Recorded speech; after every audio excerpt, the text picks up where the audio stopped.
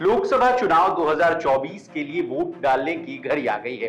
इस वोट की घड़ी में जो लोग ये सोचते हैं कि वोट देने क्या जाए, आज एक दिन तो छुट्टी मिली है, आराम से घर पर रहते हैं या घूमने फिरने की प्लानिंग करते हैं। तो ऐसे लोग जो अपने एक वोट की कीमत नहीं जानते और वोटिंग को लेकर सिंसियर नहीं है, उनको ये बताना बहुत जरूरी है कि क्यों उन्हें वोटिंग वाले दिन सारे कामकाज को साइड में कर वोट डालना चाहिए। और तो और देश का संविधान और कानून वोटिंग को लेकर क्या राय देता है, ये भी कई लोग अच्छे से नहीं जानते हैं। तो चलिए वोटिंग को लेकर आपके मन में जितने भी सवाल आ रहे हैं उनके जवाब देने की कोशिश करते हैं। नमस्कार, आप देख रहे हैं लोकमत हिंदी और मैं हूं आपके साथ विशाल शर्मा।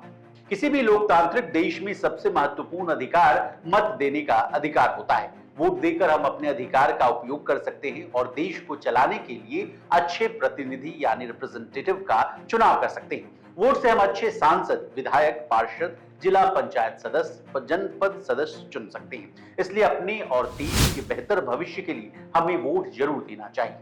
अब आइए कानून, संविधान और नियम पर। भारत में मतदान देश के नागरिकों का मौलिक अधिकार है। भारतीय संविधान के अनुसार देश में 18 वर्ष की आयु से ऊपर के किसी भी जाति, समुदाय और धर्म के नागरिक को चुनाव में अपने मत के उपयोग का अधिकार है। इसलिए मजबूत लोकतंत्र के लिए जरूरी है कि सभी मतदाताओं को अपने मताधिकार का प्रयोग जरूर करना चाहिए।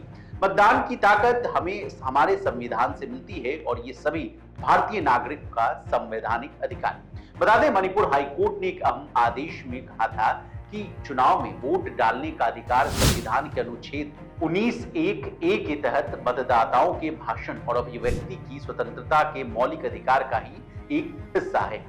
लेकिन कई बार भारत में वोट डालना मौलिक अधिकार है या कर्तव्य, इसको लेकर भी काफी बहस चलती रहती है। इसको लेकर अभी अगर आपके मन में कोई सवाल है तो इसका जवाब दे दीजिए। वोटिंग के दिन वोट डालना कानूनी अधिकार है, लेकिन अगर कोई अपने अधिकार का इस्तेमाल नहीं करता है तो इसके लिए कानूनन उसे बाध्य नहीं किया जा सकता है।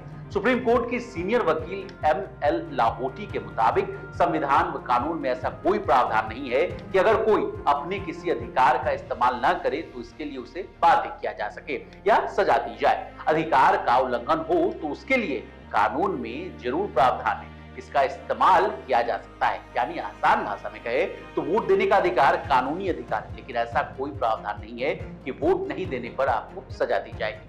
अगर आप अपने एक वोट की कीमत का सही से आकलन नहीं कर पा रहे हैं तो बता दूं कि विश्व में कई देश हैं जहां अभी भी देश के नागरिकों को वोटिंग राइट्स नहीं, लोग अपने मताधिकार का प्रयोग नहीं कर पाते हैं। वेटिकन सिटी ही एक ऐसा देश है जहां पर महिलाओं को वोट डालने का अधिकार नहीं दिया गया है। वहीं कई ऐसे देश हैं जिन्होंने आजादी के बाद अपने देश के नागरिकों को वोटिंग राइट्स दी, लेकिन काफी दिनों के बाद। जैसे कि सऊदी अरब में भी महिलाओं को पहले वोट डालने का अधिकार नहीं था, लेकिन 2015 में पहली बार महिलाओं को यह अधिकार दिया गया था। वहीं अफगानिस्तान में भी तालिबान सरकार ने भले ही महिलाओं को वोट देने की छूट की देने की बात कही हो, लेकिन यहाँ महिलाओं पर ऐसी पाबंदियां लगाई गई हैं कि जिनका समाज में जीना मुश्किल हो गया है। तो सारी बातों का लब्बो-लुआब यही है कि आप देश के लिए वोट करें, भारत को विकसित बनाने के लिए वोट करें, मजबूत सरकार आए और बने, इसके लिए भी आप जरूर वोट करें। अगर आप सोच रहे हैं कि सिर्फ सरकार को कोसने से बात बन जाएगी तो यही समय है, वोट डालकर आप अपना फैसला दे सकते हैं। तो फटाफट अपने अपने घरों से बाहर निकले और अपने मताधिकार का प्रयोग करके अपने राष्ट्रीय कर्तव्य का पालन करें। इसी तरह देश और दुनिया से जुड़ी तमाम ताजा तरीन खबरों के लिए बने रहिए हमारे साथ और देखते रहिए लोकमत।